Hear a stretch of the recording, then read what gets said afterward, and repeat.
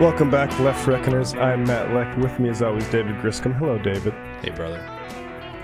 And joining us this Sunday is Michael Lansing. Michael is an associate professor of history at Augsburg University in Minneapolis, where he also teaches in the environmental studies program. His current book projects included one on industrial carbohydrates and capitalism and one on policing in Minneapolis. The book we're discussing today is one that listeners of this show will have heard me talk about, Insurgent Democracy, the Non-Partisan League in North American Politics. Michael, thank you so much for being here. And I guess let's start with why the Non-Partisan League. I think you mentioned this. Our era isn't the first one where we've come up against malfunctioning machinery of politics. And it turns out that, other people have navigated these waters before. Yeah, indeed. Thanks so much to both of you for having me on and talking about this book. I think it is an important story that more people need to know about. That's actually why I wrote the book. But I have to say, I grew up in the upper Midwest, and I come from people that come from North Dakota on both sides of my family. My mom grew up in a small North Dakota town. My grandfather, whom I was very close to, was a dirt farmer, North Dakota dirt farmer. I grew up spending time in North Dakota. And I knew about this story once I became a historian, but I didn't fully understand it. And in fact, it took travel abroad, being exposed to social movement work in Central America in particular, and, being forced to confront some of my basic assumptions about electoral politics and about movement organizing, and realizing that there was this much more local story. Being in this, other part of the world made me think like, wow, what are stories like this that are, in the places that I come from and that my people come from, so to speak, right? And that led me to the Non-Partisan League. I have to say that before I started the book, I knew it was a farmers' movement. I knew that it was mostly in the upper Midwest in the 19-teens and 1920s. I knew that it was really controversial during World War I. I knew that, in fact, there were these state industries that the Non-Partisan League was somehow responsible for in the state of North Dakota. And I knew that in Minnesota, the Non-Partisan League eventually became the farmer wing of the Farmer Labor Party. But by the time I finished the book, and it took me 6 or 7 years to get that done, and I'd done all this research all around the country and in Canada, I had figured out that the Non-Partisan League was maybe the most successful agrarian movement in U.S. history. I had figured out that the Non-Partisan League was likely the biggest challenge to party politics as usual in 20th century America. I learned that the League had been active in 13 different states, not just in North Dakota, not just in Minnesota, and that it had also been active in 2 Canadian provinces. And then finally, there had been 250,000 paying members at one point, and they had invented tactics and ways of thinking and ways of doing in political elections that I think are too often overlooked today. So doing this work actually made me rethink a whole host of things. And I think this turned to the local and thinking about and learning more about movements that emerge from places that we come from, whomever we are and wherever we come from. It's really crucial because it makes this kind of very personal connection to the possibility for change, which is so crucial in our moment. Matt, you're quiet. I always mute myself. And, we get to this moment where they're all fed up with the Democrats and the Republicans, which I think a lot of people can relate to, along similar reasons. Right? We want more control over the often the economic conditions of our lives. Talk about, touched a little bit on the Mackenzie years. That's always a period of North Dakota history that I'm sort of fascinated. It seems a bit shrouded in darkness, but they emerged from a sort of a boss type of political situation to an open primary situation. Yeah, I think this is a really important place to start because, especially when you're talking about what many people imagine as a state that's never had any kind of radical politics whatsoever, the state of North Dakota. You have to understand that North Dakota is a state that was an economic colony of other places. That is the simplest framing, that by the end of the 19th century, as you have large numbers of settlers moving in to take indigenous lands in North Dakota, that the economy there is built around wheat farming. And that wheat farming economy is centered first on Chicago and then by the 1890s, Minneapolis and St. Paul, and in particular Minneapolis.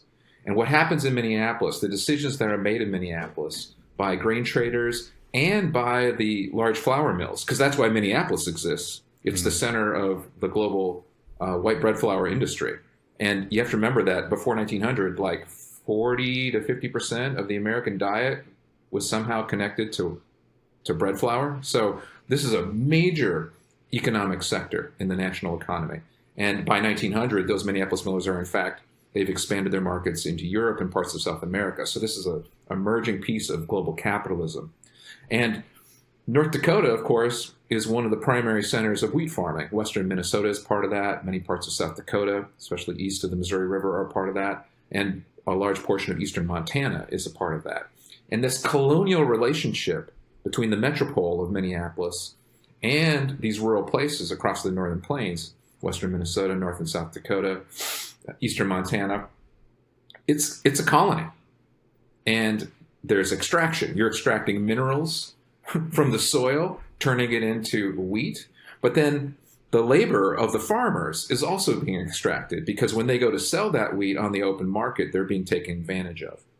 They're being taken advantage of in a whole host of ways by these much larger corporate entities that are based in Minneapolis. That's when they go to sell at the grain elevators, which are owned by these companies, sometimes through shell corporations, sometimes directly.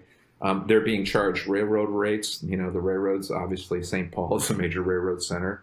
James J. Hill, you can think about, Eugene Debs negotiating in the mid-1890s, the Great Railroad Strike in St. Paul with James J. Hill, right? So it's not just farmers, but industrial workers that are in urban spaces that are grappling with these issues as well, these concentrations of capital that you find in the Twin Cities.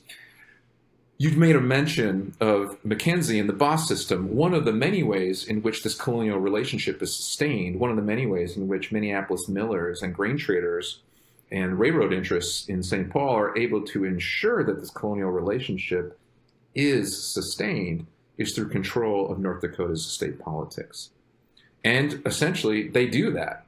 And they are able to do that in the 1890s and early 1900s by purchasing politicians. It's almost as simple as that. Ensuring that the state legislature in Bismarck, which of course is established in 1889 when North Dakota gained statehood, where politics in the state house are essentially controlled by outside economic interests. And in particular, whatever happens will be sure to align with the corporate interests in Minneapolis. And so you have somebody right there in Bismarck who's taking care of that business and making sure that the state legislature stays in line with the needs and desires of those corporate entities back in the Twin Cities.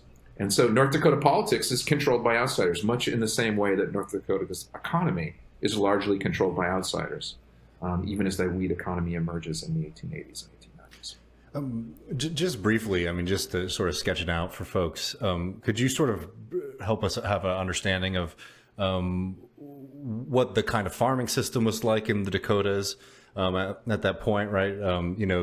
Was it something where people owned the land they were working on? Did they have more, established, like hired help? Who are these kind of farmers that we're talking about? How are they making their living? Yeah, that's a great question, because you say farmers, and many of us think of a certain thing, but we're all, first of all, thinking of a different certain thing. And second, there are many different ways in which people experience rural farm economies in the 19th century, in the 20th century, and of course today here in the United States. So we have to understand that this land is taken from indigenous people, either through treaties or through warfare. And that the idea is that the government will be providing land. There's this question of whether or not it's free. It's certainly cheap land. The Homestead Act supports that, right? There are these big kind of state-led structures that create a space in which you can have settlers move in to the northern Great Plains, to these grasslands, right? And then these grasslands will be converted into agricultural areas. But the focus, western Minnesota, South Dakota, North Dakota, eastern Montana, is on wheat, right? So it's a monoculture agriculture. It's a wheat growing culture. It's a very marketable crop. Conditions seem really good in terms of climate, in terms of the actual weather trends in that period, 1890s, 1900s. There's more water than there is usually on the northern plains. They don't necessarily know that, but we know that historically. And so it fosters this kind of wheat monoculture system. Now, the actual farmers that are there are usually engaged in kind of smaller farming operations. They don't have lots of capital. They have enough capital to get started. They don't have enough capital always to own the land. You have a large number of renters of land. And those folks who are able to actually own their own land are not running these big operations. They are running rather small operations, usually centered around a family unit. And in North Dakota in particular, even more so than South Dakota and western Minnesota, in North Dakota and in eastern Montana, you see large numbers of newly arrived peoples. Newly arrived people who have migrated from Europe. Think about the types of folks that are migrating from Europe in the 1880s and 1890s. It's different than earlier immigrations from Europe. And North Dakota, in some ways, is the most ethnically diverse place in the United States by 1900. So when we're talking about North Dakota farmers, whether they own the land or rent the land, we're talking about German-speaking peoples, whether they're from what is emerging as the nation-state of Germany, Germans from Russia. We're talking about Jewish folks. There are a number of small communities of people from what is now Syria that settle. Actually, one of the very first mosques in the country is in Ross, North Dakota. We're talking about, obviously, Scandinavians, people from Norway and Iceland and Denmark and Sweden. You have Finns. You have Hungarians. You have this kind of absolutely wild, to at least the modern mind, set of experiences embodied in the people that show up to run these farms. And that means religiosity and ethnicity are super important, and actually keep farmers separated, right? You go right down to the next precinct, right over to the next township, and you've got people who speak a different language and have different traditions. They go to a different place of worship. And so even though these people are all engaged in a very similar economic activity, these farmers are actually, because they're coming from these very different cultural and ethnic traditions, there is not necessarily a lot of unity, even though they're all experiencing this economic discontent. Yeah, now let's move kind of relatedly to the ideological landscape here. You know, David and I are socialists, so and we're familiar with Henry Martinson, the old socialist who's profiled in the Prairie Fire trilogy. And I know socialists have an interesting sort of place in the formation of this party in relation to the farmers themselves, and also if you want to get into like Wobblies too. I know coming over from Montana, but yeah, give us the lay of the land ideologically.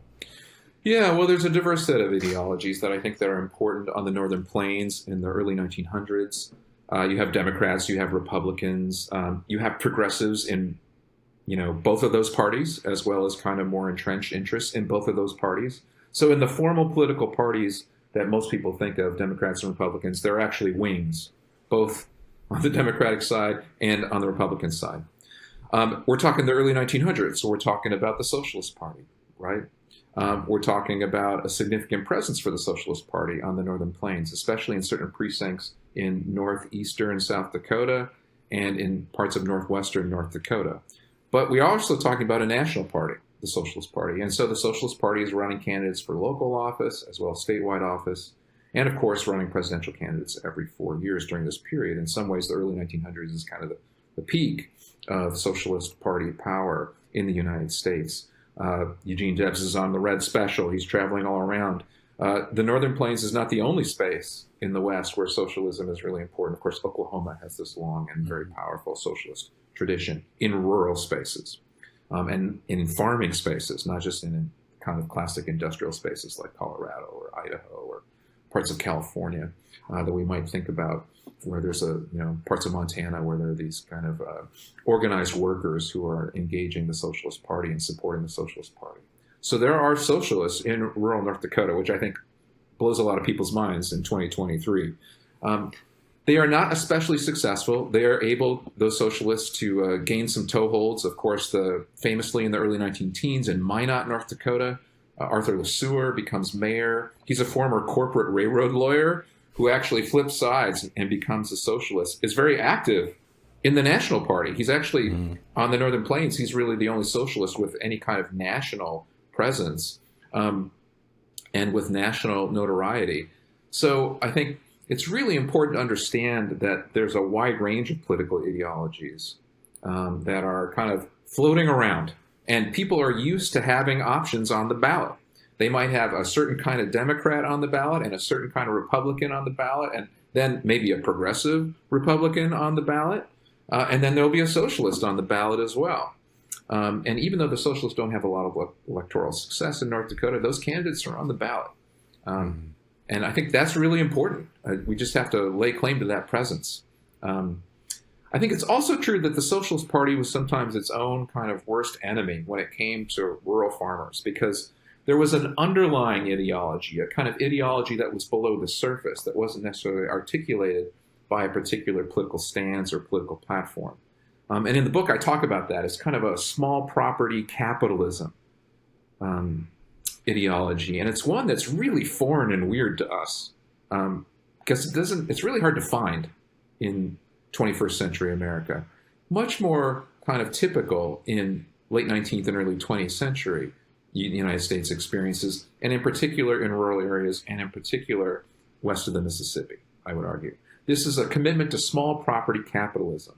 This commitment to small property capitalism characterizes many of the experiences of these small, family-sized farm operations and farm operators, where labor is actually dependent not just on the farmer, but on the farmer's spouse and on the farmer's children, where you might have a mortgage, where you might actually also just be renting because you're not an owner.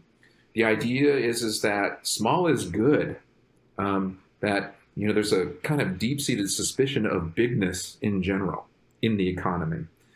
There's a sense that I just want to kind of be lower middle class, that I want to have certain kind of access and certain kinds of opportunities. I want to be self-sustaining. That's really important. I don't want to be dependent on others. I'm dependent on others in my rural district, right? The folks I go to synagogue with or to church with, the folks that I see because I speak the same language as they do in this rural place, what to many other people seems like the middle of nowhere. But this small property capitalism is kind of this underlying ideology that defines the experience of so many of these newly arrived settlers and farmers in the Dakotas and eastern Montana, and even parts of western Minnesota. And that small property capitalism, I'm saying capitalism over and over, and you're like, whoa, that's not socialism. It's not. But there is this insistence on fairness and equity. It's a kind of vision of capitalism in which, look, yeah, I want to sell wheat on the market. That's how I'm going to make my money. But it's got to be a fair marketplace. Everyone has to have an equitable chance in this marketplace. That's absolutely crucial to these people. And of course, they're enmeshed in these colonial relationships, so they are feeling and experiencing an unequal marketplace every single day, which in some ways actually sharpens this ideological commitment to small property capitalism, to equity, to fairness. It's not an accident that the first movement that these farmers come up with on the Northern Plains, that the Northern Grasslands movement that actually takes off first, is the equity. Right? First, the Society of Equity, and then the Equity Cooperative Exchange. It's a cooperative movement, but it's the whole premise is built around equity. How do we create equity in this broader marketplace? In that instance, they're like, we're dealing with these large corporate interests. We have to create equity by working together so that we can scale up and kind of meet these big corporate players on the same scale. They didn't want, socialist control of farms. They wanted to own their farms. They wanted to own private property. They believed in the sanctity of private property. But when the system wasn't fair, they were deeply troubled by that. And so how do we characterize those people today? Some of those people would kind of drift into the Socialist Party and vote for certain Socialist Party candidates. Many of them were actually progressive Republicans, but saw that the progressive Republican wing in North and South Dakota was not actually serving their interests. A few of them were Democrats. Many of them did not vote at all. Because this way of thinking and doing was just not being taken up by any of the major parties. Yeah, and that's fascinating. And one of the other sorts of, in addition to socialists that were kind of bringing this message to farmers, was salesmen. And I think this quote from Arthur Townley, one of the leading organizers of the Nonpartisan League, which kind of shows the edge of Townley here as a character. But he says, find out the damn fool's hobby and then talk it. If he likes religion, talk Jesus Christ. If he is against the government, damn the Democrats. If he is afraid of whiskey, preach prohibition. If he wants to talk hogs, anything he'll listen to, but talk until you get his goddamn John Hancock to a check. But Yeah, we just talk about the organizing and like kind of the lessons and like the because you mentioned in one of the interviews, which I'll link to below, but one of the slogans had persisted for like 100 years from the Nonpartisan League of "We'll stick and we'll win," I believe was the slogan. So yeah, just talk about that organizing. Yeah, absolutely. So essentially what happens is that this cooperative movement, the Equity Cooperative Exchange, is turned away. They are desperate to organize a central grain elevator. They're trying to establish that somewhere at an eastern terminal. That would be Duluth, that would be Minneapolis or St. Paul. They're trying to figure out how can we create a farmer-owned space where we can get a fair price for our grain. Mm-hmm. We're still struggling with the railroad, but at least we can get out of this very inequitable grain elevator system where the corporations in Minneapolis own the grain elevators and just beat us badly when we come in to sell our grain in the fall at the end of harvest.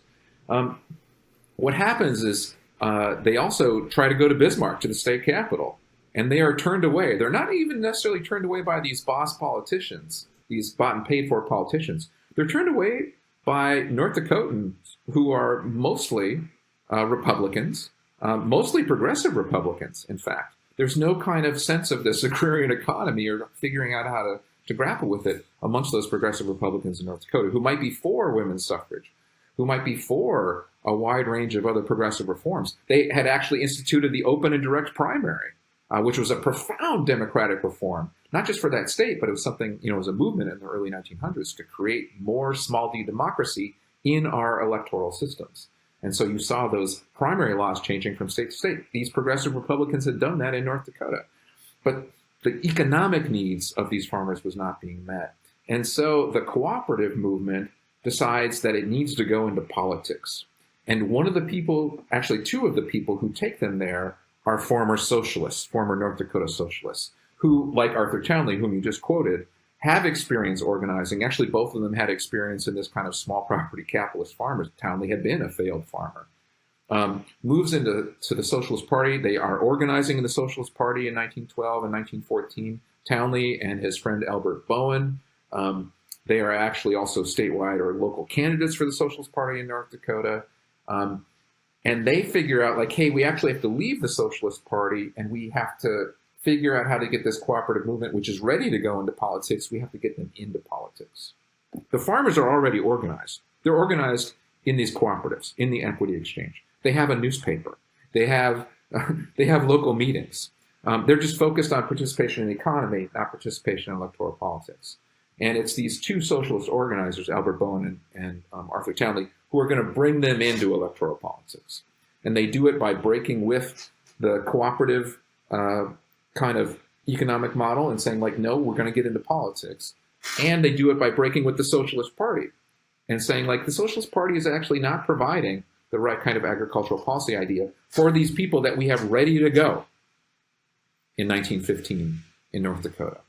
And so Arthur Townley and Albert Bowen in particular comes up with the idea. He ends up kind of giving over leadership to Arthur Townley. And their idea for organizing takes off. They take some of the lessons of the socialist organizing that they had been doing, which was going from farm to farm, and they combine it with these pre-existing cooperative relationships amongst farmers, as well as this kind of deep-seated, very specific set of shared self-interests that these farmers, regardless of their background or ethnicity, language, or religiosity, are committed to. And that's like, we need a fair and equitable situation in our wheat market. And to do that, Albert Bowen, Arthur Townley, they say, what we need is state-owned industries. The cooperative movement was putting that forward, right? We need a farmer-owned cooperative. Why not have the state government do that? Since we're being turned away in all these other places, they won't let us open up a grain trading organization as a cooperative on the Minneapolis Grain Exchange. So let's keep it at home. Let's create a state-owned flour mill and a state-owned grain elevator. Yeah, I mean, I think that is such a great lesson for seeing the conditions that are available to you and then apply in a political theory. This is probably a good opportunity to get into the Model T of this story, which I've always found fascinating as, what that must have looked like as a new technology to them, as also a vehicle for political change. Yeah, for sure. There's no politics of purity here. Absolutely not. These are people that are taking advantage of a situation. Both the cooperatives, like the farmers who are in these cooperatives, see an opportunity, and of course these organizers who are hired by the Nonpartisan League. Remember, the Nonpartisan League is kind of a form of cooperation, but in electoral politics. It's a membership-based, candidate-endorsing political organization. It's called the Nonpartisan League because it is not a party. And they're very clear about that. They don't care about a politician's party affiliation. They care about a platform. The platform is what emerges from this particular need in 1915, which is, hey, we need a state-owned flour mill. We need a state-owned grain elevator. We can disagree about all the other things. The quote you just cited from Townley, perfect. Like, I don't care what they think about temperance. I don't care what they think about women's suffrage. I care what they think about this. And I don't care if they're a socialist or a Republican or a Democrat. Get them to sign up for this membership-based organization. Then we can bring them together in precincts, and we can identify candidates from any particular party. And we can say to those candidates, hey, in the open primary, we can vote for you as a block, and we can deliver the victory. And we don't care what your party affiliation is. We don't care how you vote on these other things. We care how you vote on this at the state level, at the local level, right? If we put you in the state legislature, if we put you on the state Supreme Court, if we put you in the governor's office in Bismarck, or once they move to other states, St. Paul, Pierre, Helena, Boise, if we put you there, you stick to our platform.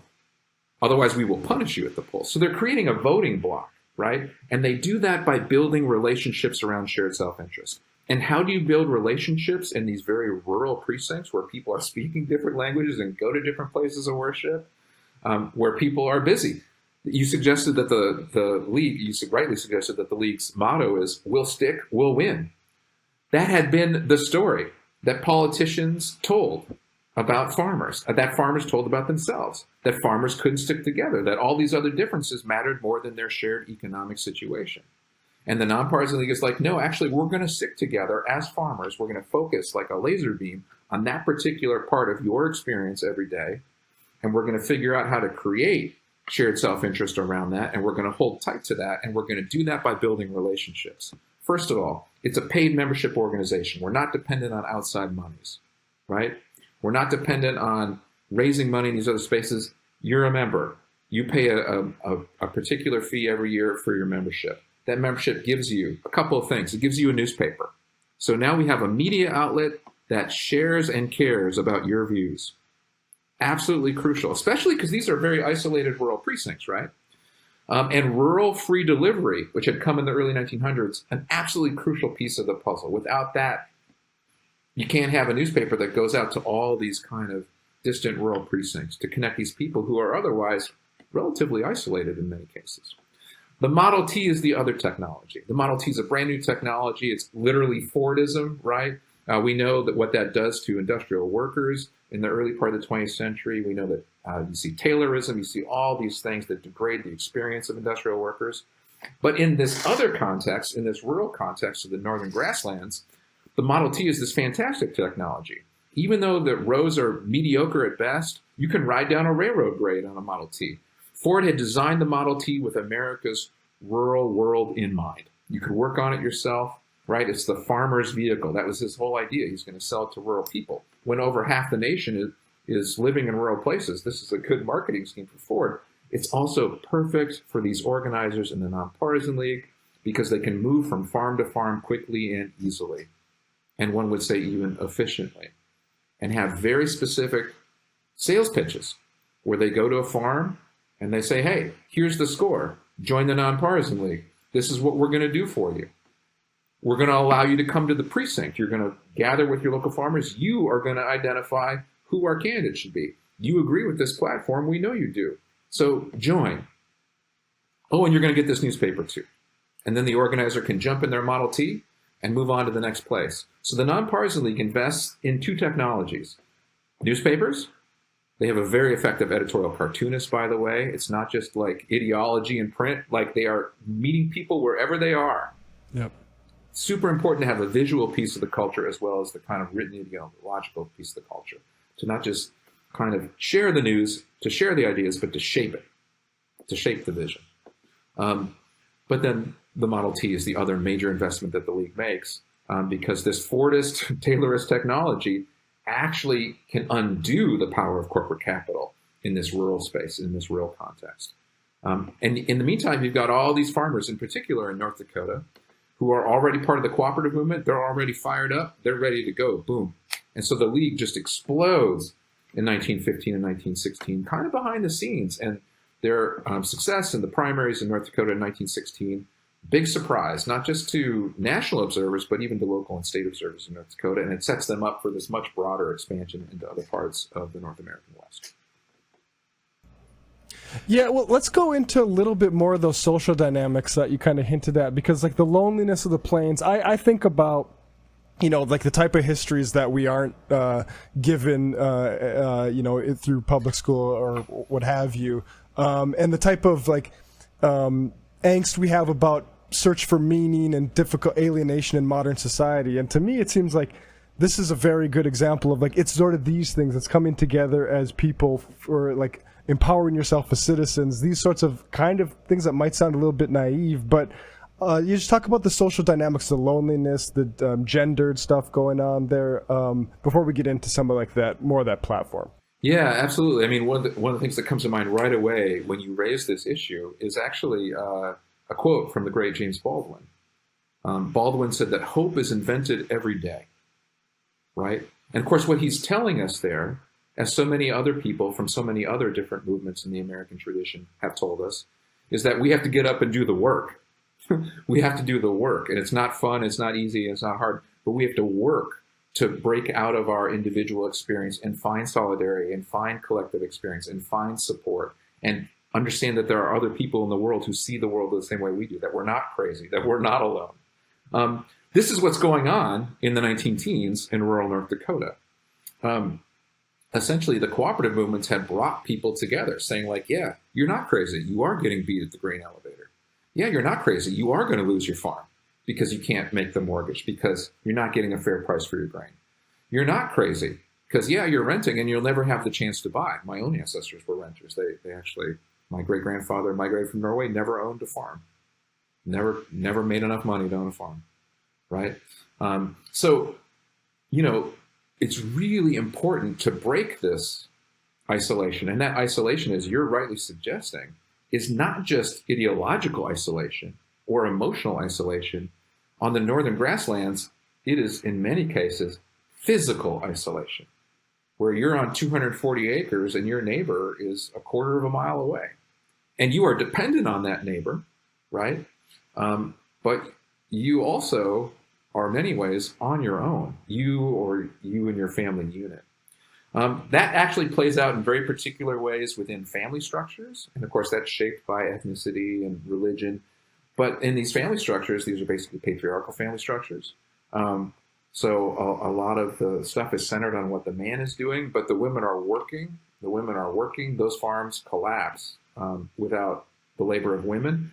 And they also collapse without the labor of children. Super important. There is nothing easy about this work. So you have physical isolation, you have emotional isolation. The only time you are out seeing people is usually on a Friday night or synagogue or a Sunday morning at church. It may be the only time that you are actually experiencing the contact that you need as a human being with other people, let alone the kind of culturally specific contact, people who look like you and think like you and come from the same place as you in the case of immigrants. It's also important to understand that children, yeah, there are public rural schools, they're one-room schoolhouses, they're often being pulled from those schools to work. Again, my grandfather in the 1930s was pulled from the 8th grade because he was needed at home to work, right? This is after the League's success, let alone before it. So there's these different layers of isolation. And the League starts to create a particular kind of, I won't say solidarity, but a particular kind of visible shared experience that becomes very powerful. And you see farmers and farmers' spouses, farm wives writing. You see children writing poetry, writing into the Nonpartisan League newspaper, right? And what they are articulating in these poems is not just like this ardent support for the Nonpartisan League as the true voice of the farmer, but you see them breaking down these barriers, these forms of isolation, because they see that somewhere else there's someone who is like them, who sees like them, who thinks like them, who has the same experiences that they do. Yeah, I mean, and one of the things I think the movies from the 70s illustrate well is like the attack on your self-worth that losing a farm in that situation can be, and it's horrible. And can we just get into the grain elevator as an example of how people realize the sort of unfairness of large capitalistic organizations, like the grading system and how that works, and people realizing they're getting cheated? Yeah, I mean, so it's important to remember that these newly arrived settlers who are trying to convert grasslands into grain lands, essentially, they don't have a lot of capital, first of all. They're not necessarily interested in accruing large amounts of capital. They want to be successful. To them, success means owning their own farm. It means getting a fair price for their grain. The former depends on the latter. It's basically that simple. There's some self-sufficiency they'll have in many cases, a few farm animals, so they have eggs, they might have milk. They can barter and trade. They can go into these small towns and they might have enough cash where they can buy certain essentials. But what they get paid for their harvest at the end of the growing season, that's it. That is how they make their money in this system. That is how they are going to survive, not just as economic actors, but as a family, because their whole identity is bound up in this experience of farming, with good reason. So if you fail at farming, you're a failure as a human being. And in particular, there are these forms of agrarian manhood that emerge, even in these different kind of ethnic and cultural contexts, in which, the significance of work and hard work is elevated.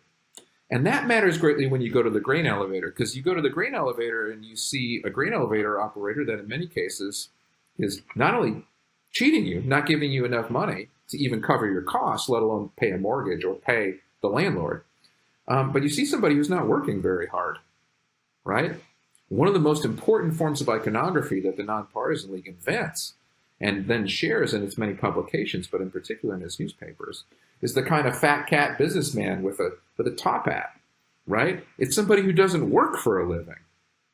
Super crucial. Whereas farmers are working 12, 14-hour days, 6 days a week, minimum. And their kids are working, and their wives are working, right?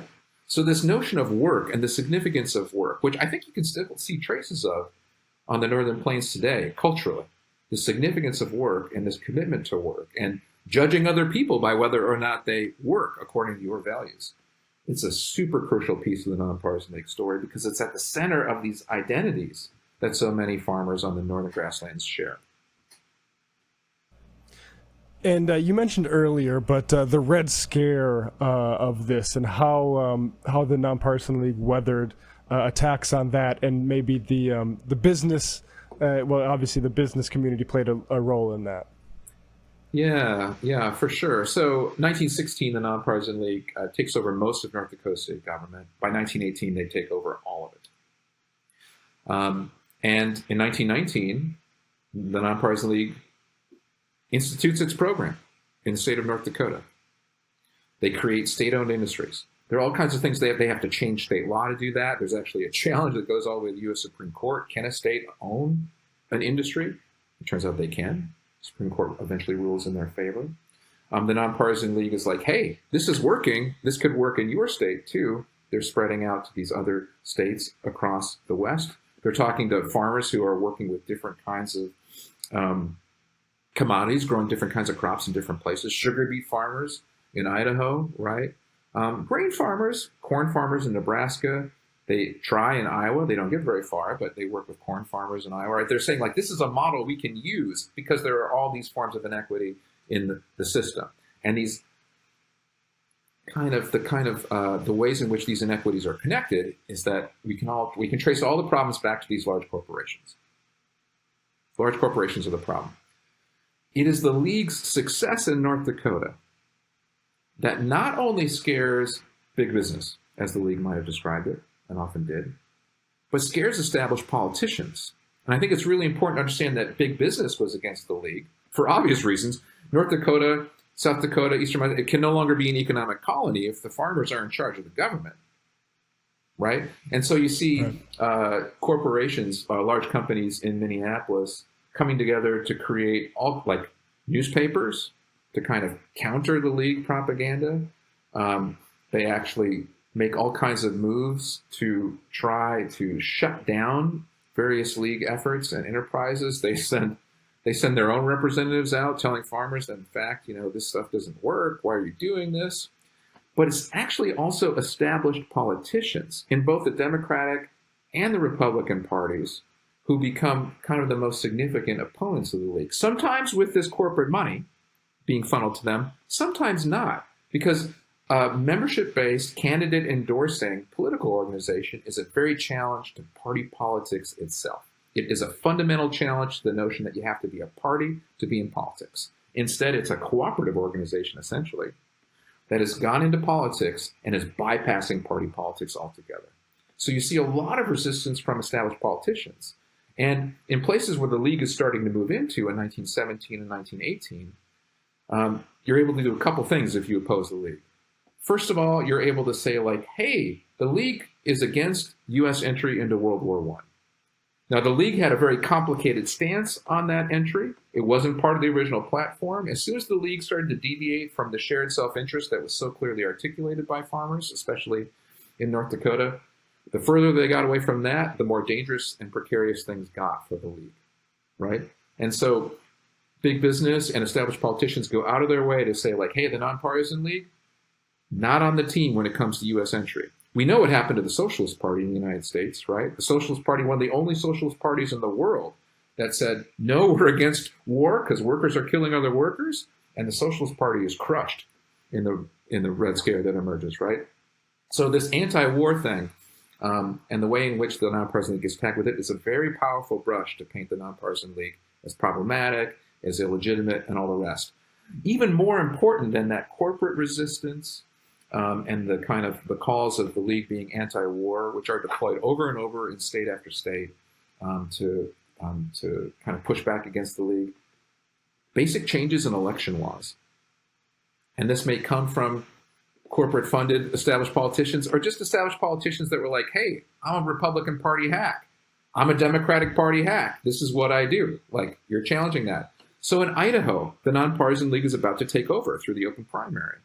And so in Idaho, the state legislature comes together and they literally eliminate the primary. They go back to a kind of corrupt late 19th century political convention system for the selection of candidates. They literally regress in electoral democracy in order to keep the League at bay. There are efforts to do the same in Montana and in Nebraska. They are not successful, but they force the Nonpartisan League to actually put a lot of money and time and energy and its membership's time and energy into fights just to keep the open primary instead of working on the rest of the platform and getting people into office. You have to protect the system and not just like support a particular candidate who you've endorsed because they're on the team with the platform. And then finally, in Minnesota, there are changes to the primary law that are really important as well. One is a combination of a convention and a primary, which Minnesotans still live with today. That's a change that's a result of what was looking like a Nonpartisan League success in Minnesota. And then a change in state law saying that if you had run in a primary, you couldn't run in the general. If you'd run in the primary and lost, you couldn't run in the general. So the intricacies of primary laws and whether or not there would be a primary become the most significant mechanism by which the League is defeated in these other states. And sometimes there's some corporate backing, but sometimes it's not. Because again, as the biggest challenge to party politics as usual in 20th century American history, it's like, wait a second, there's a whole other way to think about electoral politics here. We got to squash that. Right. Yeah, so let's talk about so we talked a little bit about the victories. They eventually, despite challenges to constitutionality, passed the state grain elevator, the flour mill, and the state bank in North Dakota, which I will just once again remind folks paid my way when I studied abroad in London in 2012. And that was around the time where I think it was a few years after I saw Michael Moore mention that in one of his documentaries, I think Capitalism: A Love Story, maybe. And I'm like, yeah, that's going to pay my way to London, and as I'm becoming a socialist. Yeah, talk a little bit about them accomplishing those things at like the sort of crest of their power, and how they sort of like maybe wither a little bit into the New Deal era. Sure. I mean, I think this is one of the reasons I can make a claim as a historian, and I do in the book, Insurgent Democracy. I make a claim that the League is maybe the most successful agrarian movement in American history. And the only reason I kind of make a claim like that about a movement most people have never heard of is because they create a state-owned flour mill, a state-owned grain elevator, and a state-owned bank. And in 2023, all three of them are going strong. In fact, the League is so successful that they establish these state-owned industries in 1919, and they have a heck of a time getting them going. It is not easy because there's so much opposition. How do you open a bank when Wall Street refuses to provide any capital? When the newly organized Federal Reserve is not on the team? When Chicago bankers are like, nah, we'll pass, right? What they actually do is they appeal to organized labor.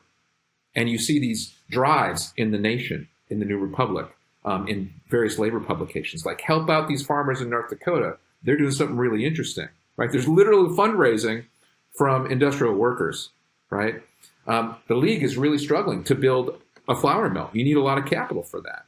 And in a state where all the money is literally being extracted, you're not getting a lot of state revenues, right? It's not until the League's opponents win a recall election in 1921 and are able to recall some of the League opponents, a recall law that the Nonpartisan League had supported and helped create in 1916 to create more democracy in electoral politics for North Dakotans, by the way. A recall law that did not exist before the Nonpartisan League's ascent to power in 1916. That you have kind of more traditional party politicians reestablish some control in North Dakota, and they are actually the ones that remain committed to and are able to secure the necessary capital for the state grain elevator, the flour mill, and the bank, because they know that to turn back on it is political suicide, first of all. So they can say the Nonpartisan League, they're these crazy radicals, or they're anti-war, or they're misusing your membership money. They can say all those things. Some of them might be even true on occasion. But when it comes time to figure out what to do with the state industries, the established party politicians are the ones who actually ensure that the mill and the elevator and the state bank all are a success in the middle of the 1920s into the 1930s. And I think that is an indication of success as well.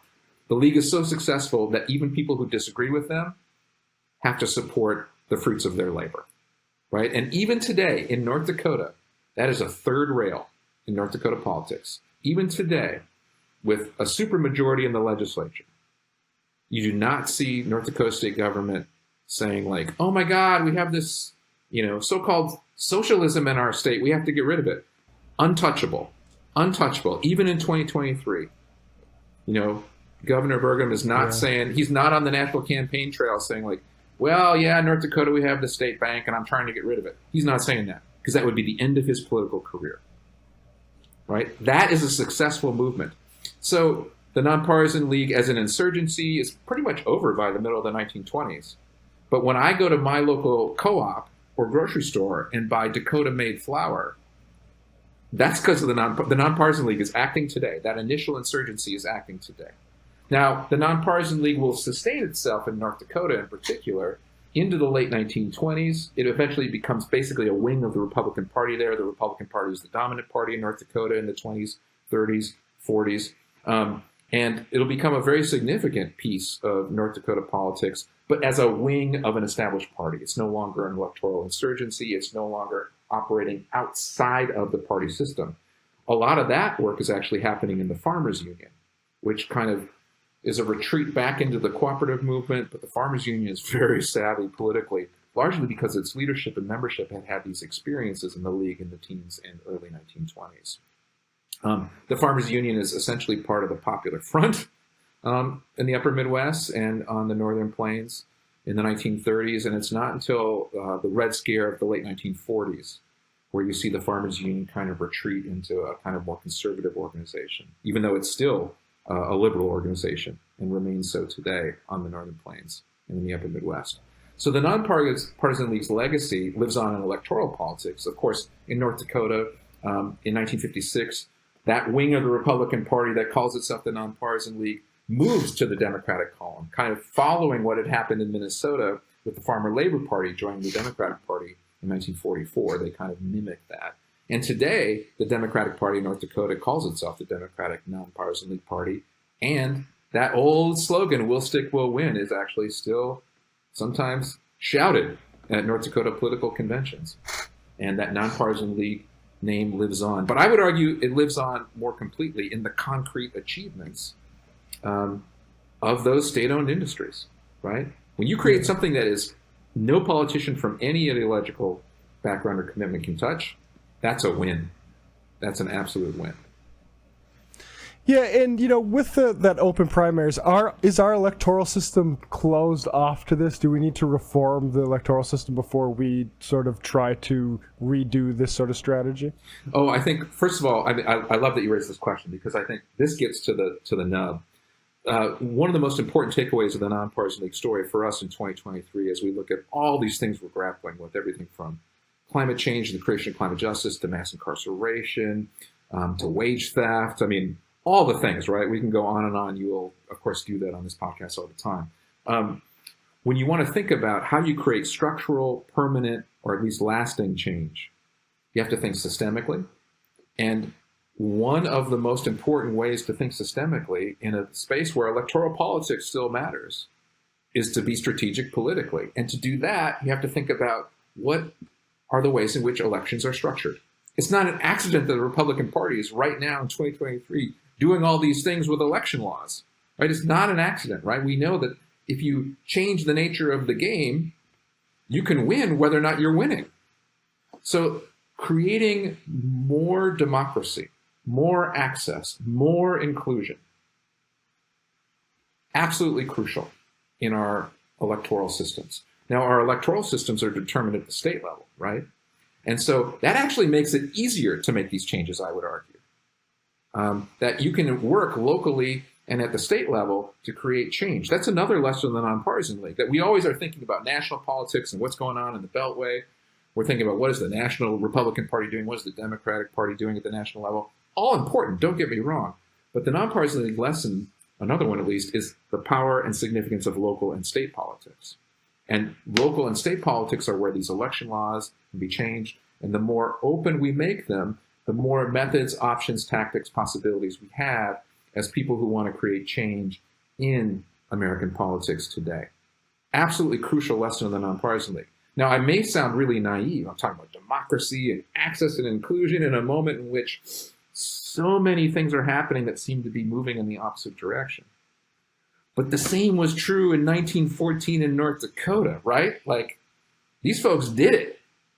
They figured it out. I was once asked by a very important labor historian, Leon Fink. He was like, so who was the thinker? Like, surely they had like somebody who thought up the kind of ideology was a thinker. And I was just blown away by this question, because there really wasn't one, right? This was a truly kind of people-driven movement. They did have this shared ideology. It came out of their economic experience. But regular people did this. They drove the Nonpartisan League. That is super crucial to understand, right? Regular people fought to keep open primaries so that the league could operate in places like Montana and Nebraska, right? Regular people ran for office, right? They were made fun of in 1916 and in 1918 in North Dakota when they won elections. They're like, the farmers have taken over the State House in Bismarck. They have no idea. Regular newspapers like the Minneapolis Tribune, which largely represented conservative business interests in Minneapolis, literally spent weeks making fun. Like, these people are a joke. They're not real politicians. And that was the point. So the power of regular people to make change is in many ways at the heart of the Nonpartisan League story, and to be strategic about how to make change. Like, okay, there's this opening with the open primary. We can vote across party lines. We can determine the candidates. Well, that gives us a whole different way of thinking about politics. We don't have to be in a party. We can create a cooperative, essentially, that goes into politics and represents our interests. It's a very powerful set of lessons. Yeah, I think one of the, sorry, David, real quick, and then I'll let you get in, but one of the quotes that really rings out is the offense taken, and I don't know if it was an apocryphal quote, but somebody said, they'd be better off slopping the hogs than, governing. Yeah, it's like you're a farmer, know your place. And your place is back on the farm. And they're like, actually, we're American citizens. We believe in democracy. And now I start to sound naive again, right? Because we know all the ways in which the United States is not democratic. But there's citizen politics. It's civic agency. It's public work, right? That's the work that these farmers are doing to make something real. And they changed their lives. They were successful in doing so. Yeah, well, I just wanted to ask, just in terms of like lessons for today, if you could talk just a little bit about, discipline between like the Nonpartisan League and like the elected officials that, sort of get elected through it, right? Because that's a question that is very much hotly debated on the left right now. Like, what should the relationships of left organizations like the DSA be with the elected officials? And, I think it's fair to say that there are some differences from the Nonpartisan League and like an organization like the DSA, just in membership and also like in organizational power. But I'm curious if you have any like insight in lessons from that time that might be useful today. Yeah, I think one of the reasons the Nonpartisan League had the success that it had was that its platform was pretty narrowly defined. Again, the further they got from that platform, the more they started to add on, the harder it was to keep people together because they were working across so many different kinds of difference. Today, for us, it's in no small part gender difference, differences in sexuality and race that we're working across in left movements. That was certainly true in the early 1900s. In this particular space on the Northern Plains and in the Upper Midwest, it's the ethnic and religious differences that, I think it's easy for us to forget in 2023 that the difference between a Catholic and a Protestant in early 20th century America, like people would kill each other over that kind of thing, right? In some cases, they'd certainly harass each other. So it's working across these differences. The kind of narrower the platform, the easier it is to secure solidarity around shared self-interest. I think that's one of the first lessons. In terms of keeping politicians accountable, you got to be able to deliver the votes, right? And one of the things that happens in the Nonpartisan League is they move from mobilization to organization. The difference is really crucial. Mobilization is getting people out for an event, right? A rally, a precinct meeting, a candidate endorsing meeting out to a particular election. These farmers were primed to do that from their experience in the cooperative movement. 1916, that happens. They do it in North Dakota, right? We want this, this, and this. We're going to come out and vote for it. The League shifts and focuses more on organizing, which is about the transformation of one's self, right, through these experiences. Transformation of one's self means that 100 years later, descendants of these people are using the same slogan, right? Like it's deep because there was a transformation in a grandparent or a great-grandparent, and that transformed the whole trajectory of the family in terms of ideology and politics, right? So if you are not just mobilizing, but instead organizing, you are creating certain forms of relationships and solidarity that actually are persistent and are absolutely crucial in holding politicians accountable. I think there's no question that accountability depends actually on the voting bloc, right? And, it's really hard in 2023 because we see so many problems. There are so many things to fix in late stage capitalism. There's no question, right? So how do we think about, if we're going to use this Nonpartisan League example, the things that matter most to the largest number of people, right? And of course, what was happening is when they create the state grain elevator and the state mill and the state bank, they actually are changing more than just the economy. But that's not necessarily the goal starting out, right? So how can we in 2023 take these lessons of the League and think about how we can identify very specific things that will transform more than just what they are and what they do, but transform, have these ripple effects that actually start to transform all these other things that we need to address as human community.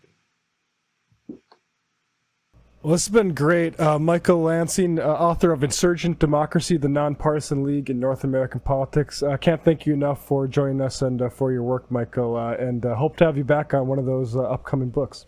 Well, thank you so much. Thanks for the invitation to be here, and thanks for bringing the attention of so many people to the Nonpartisan League story. Because whether you agree with the approach or not, it's important that we understand it and that it's part of the tradition, the left tradition in the United States. It's part of the repertoire of popular politics. It's absolutely a crucial story in American democracy. So thanks for shining some light on it.